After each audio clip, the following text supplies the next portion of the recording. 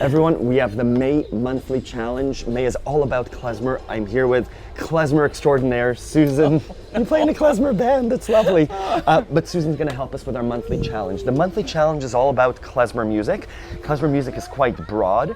We're gonna narrow it down. We have 3 chords, D, C minor, and G minor. We're gonna ignore the left hand for now. We have lessons about chord structures. We're concentrating on the klezmer scale, which I'll link in the description, but can we do the klezmer scale together? I can.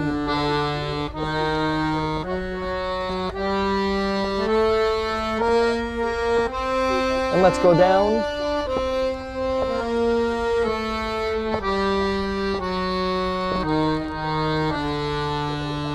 Those are the notes of the klezmer scale. Just like the blues, we can play.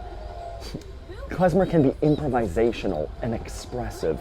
So what we're going to do this month, what I encourage you, is to take 3 notes from the klezmer scale. Some suggestions: it could be the D, the first 3 notes, could be these 3 notes, or these 3 notes. That's all, just 3 notes. And we're going to try and improvise using those 3 notes. More advanced players, I'm looking at you, expand to 4 notes. Maybe 5 notes. I don't want to see. That's not an improvisation, that's scale practice, good. But what Susan's gonna do, and I'm putting you on the spot, is come up with a short improvisation. I'll jam over the klezmer chords for a minute. And within that minute, if you could find some sort of lick, just like we did for the blues challenge, that sounds good, that feels good, play with volume, play with holding a note for a long time, play with that light touch or the heavy touch. See what feels good. Let's see what happens. That's the monthly challenge. Come up with a klezmer lick, a series of 3 to 4 notes that sound good together. Play 2 notes at once, etc. So I'll provide you with a backing track. No left hand, just right hand. Play down here, play up here. Let's give it a try.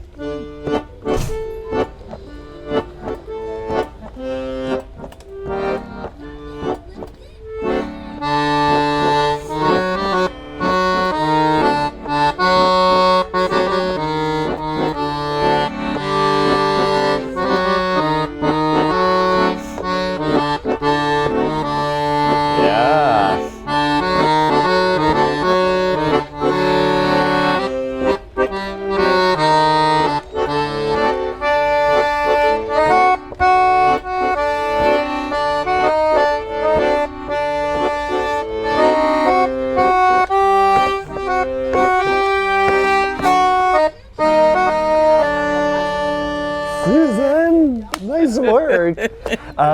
Lots of things happened there. How did it feel? What felt good? It felt good. The kind of rhythm of it, the just moving up and then holding some notes, and then I'm playing with the repeating until it feels like something else wants to happen. Yes. Yeah. What I observed, some feedback. I liked your groove. It was bluesy. It was kind of bluesy, wasn't it? Right? There was some bluesy things in there. And I played D7, D7, and then I switched to a C minor, and you were on the F sharp, and you went to the G. Was that natural? Because the G is a part of the C minor, and it gave that resolve. So I think I wasn't thinking about it, but I think I just kind of did intuitively almost, right? And you've been playing klezmer for a while. Yeah. That was lovely. Thank you. So I'm going to try to make it more klezmer next time. But lovely, because we can make it klezmer, we can make it bluesy. Klezmer can take on so many things. So again, your challenge is to come up with a little klezmer riff. I'll provide a backing track in the description.